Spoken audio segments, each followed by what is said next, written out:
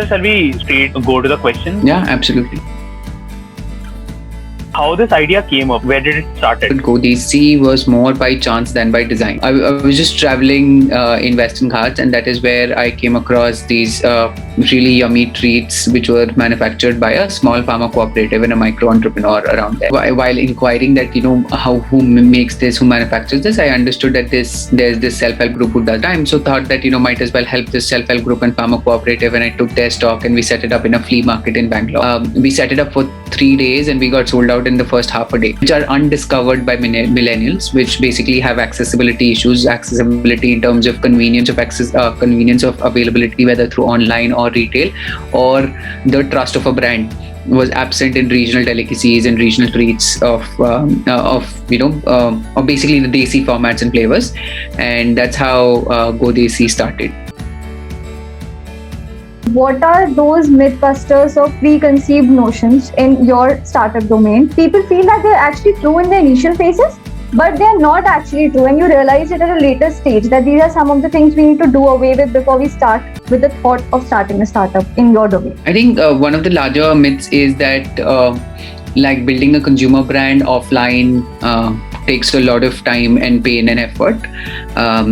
So I think though yes, every consumer brand is moving needs to have a direct to consumer touch point and direct access through online consumers, but there are now opportunities opening up for large mass brands being created right now. Till a couple of years back or till now, the only thing that every consumer brand thought of was a very small target niche consumer, which was extremely premium in nature, and the only way to reach those consumers was online. So I think that's one myth which is continuously changing with new models of distribution coming up through Udaan, Jumbo Tail, Shop Kirana, etc.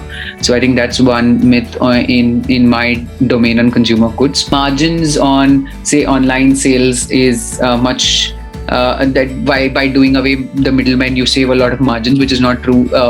There is a large chunk of margins which are taken by marketplaces, as well as in advertising on Instagram and Facebook is not very cheap in itself also, so that essentially basically is equivalent, or if not more than what a distributor or a retailer charges you in terms of margin. So essentially what I'm getting at is that there are no free lunches in consumer goods as well.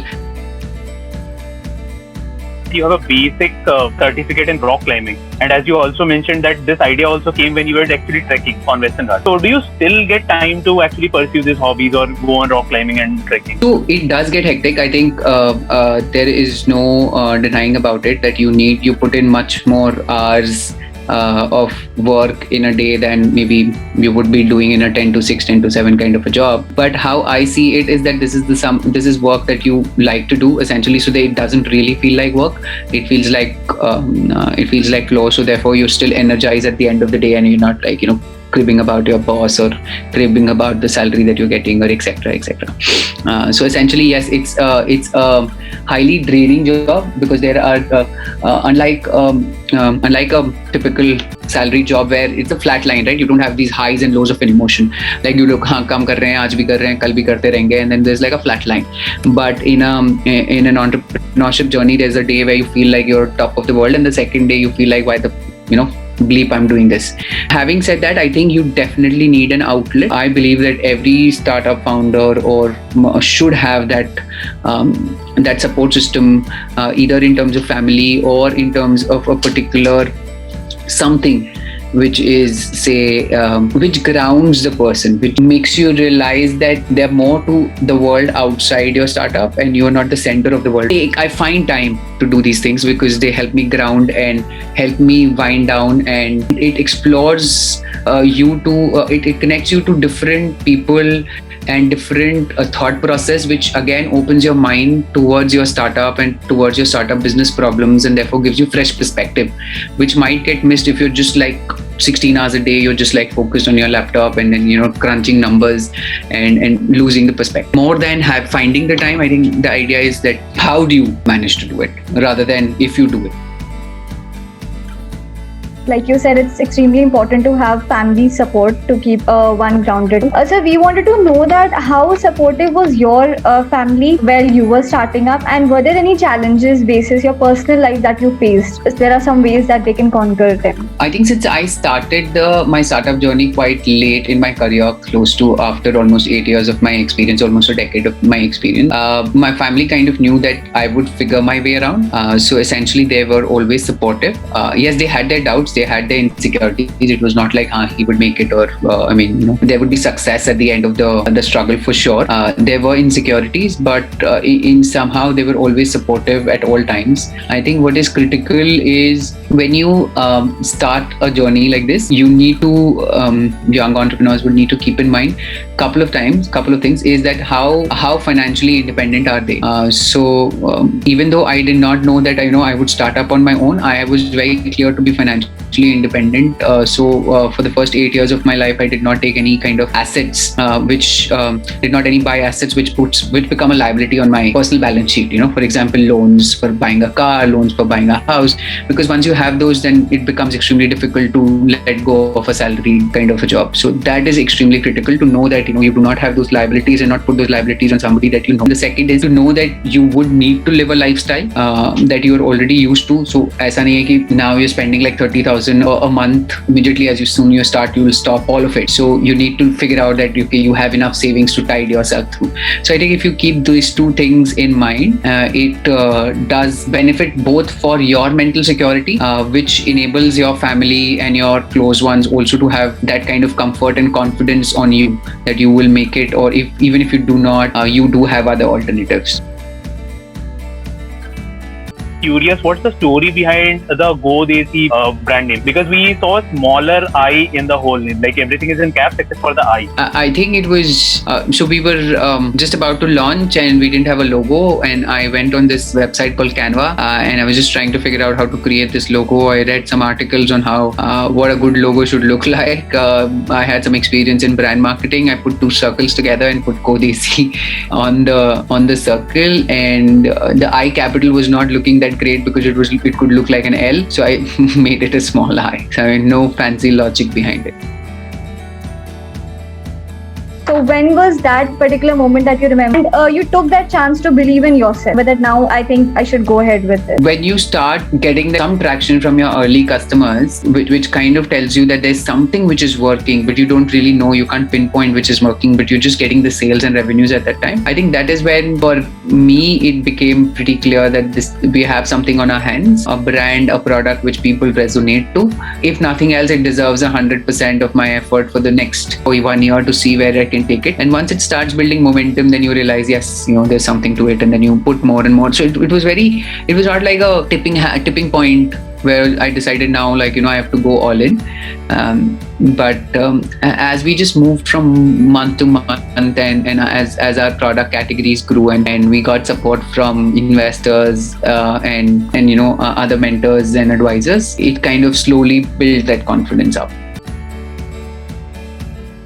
You have actually worked hands-on on the eChopal line. So how did that working in those rural areas during the eChopal days help? I can go on for an hour to just give you insights on eChopal and Chopal Sagar and what I learned from ITC. I think a lot of my fundamentals of how I approach business and how I approach brand building and our sourcing and is driven by what I learned during my experience and stint at ITC. Once you're able to build a channel, that channel essentially can be used for many other purposes. I think eChopal, if you look at it, was one of the first ecosystem that was created in India where it had connected lots of lead farmers in the rural parts of MP and UP and Rajasthan, which then became a channel for marketing various services of not only ITC but partner brands. Thought process is something that was very, very clear. Once you are able to establish that channel of trust, which is built on trust,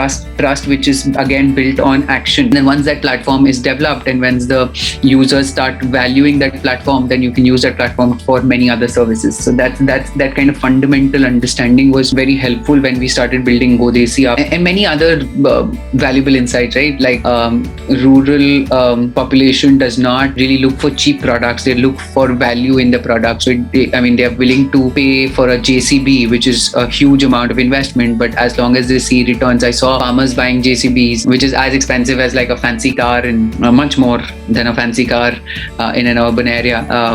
When they saw that there is a return possibility, this entire thesis of rural consumers not willing to pay beyond a particular price point was also something that was new to me, and hence that's why if you look at our products, they are not typically they're at small price points at like 5 rupees and 10 rupees, but they are as expensive, say, as like a 5 rupee Cadbury or a 5 rupee 5-star, because we know that once you provide good product to rural consumers, they are willing to pay value as well.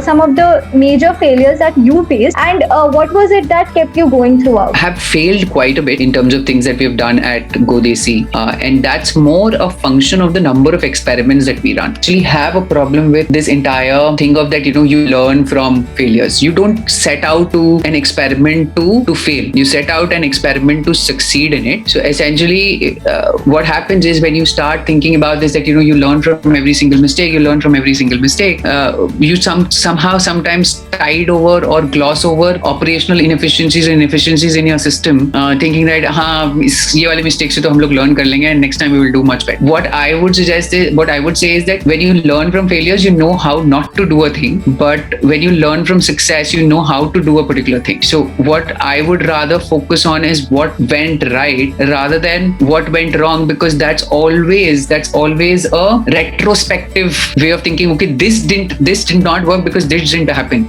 but you never know whether if that would have happened, you would have led to success or not. Have your viewpoints on to measure success changed before joining startup and now when you are in a... Fortunately, you can define whatever success parameters you want, right? Usually a success of any experiment or any hypothesis depends on the number of variable factors which are involved. Now, on a piece of paper, you can create a linear equation based 3 factors and you can get a very high confidence level of success of a particular y is equal to, x1 this, x2 this, and then you can easily predict what y would be. But in reality, what happens is that number of variables which are involved are extremely high. So essentially, success becomes a equation which is extremely complicated to solve. Put down the bottom line for any success is the longevity of how long your company lasts. So I would be not truthful if I would put down that, okay, we're not swayed by the general or the popular sentiment of what metrics should be for defining success. Yes, we do measure cash flow, we measure EBITDA, we measure net profit, we measure sales growth. And we are also trying to figure out what are the other success parameters for us. So for us, the success parameters are also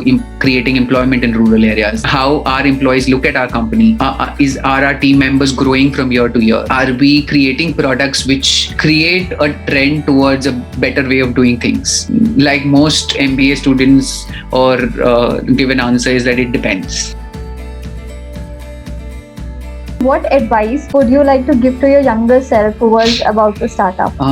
I think very interesting question, I must say. I think the first advice, if I had to give myself, would be that everything will pass, right? Things will be all right. Just keep persisting. Not get overswayed by a good day and not get completely demotivated by a bad day. I think that would be one of the key learnings, or I would have told myself that, don't get excited if you get like a huge order, and don't get disheartened if you have a bad month of sales. Let's just have a small rapid fire round. What is the one movie that inspired you the most? Return of the Titans. I love that movie. Yeah, that's super inspiring. Something that you miss doing now? I do everything that I want to do. So what is one thing that you always carry with you? I think for everybody it'll be their mobile phone. I don't think I have anything which I don't live without. One quality which you cannot tolerate in a person? All-knowing, somebody who has an opinion about everything and who knows everything about everything. So what is the first thing when you notice when you meet someone for an interview or a conversation? Handshake, if it's a face to face. Otherwise, I try not to judge a person. Right away. I think you have to make a very active effort not to do that. So what is your favorite genre for music? I don't have anything. Anything. Bollywood. I like Bollywood. Favorite song. Recently, I've been listening to a lot of new age rap by Bollywood guys. Right. I know they've been doing pretty cool stuff since Gully Boys and. Can you suggest one book which I should read? Oh, there's so many books that you should. Man's Search of Meaning. It's a very small, thin book. This is the book that I've gifted the most. I think it's a fantastic book. Nicholas Nassim Taleb's book on anti-fragility, on Black Swan. These are great books. Then and Thinking Fast and Slow by Daniel Kahneman. Just read books.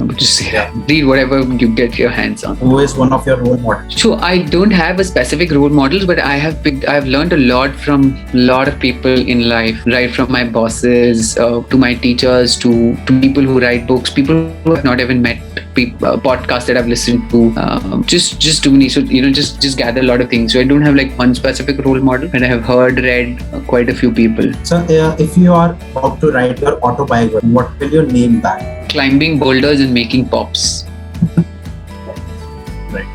That is a great answer. It has been a very wonderful experience for us, sir, to learn from you. And thank you very much for giving your time. Bye guys. Thanks.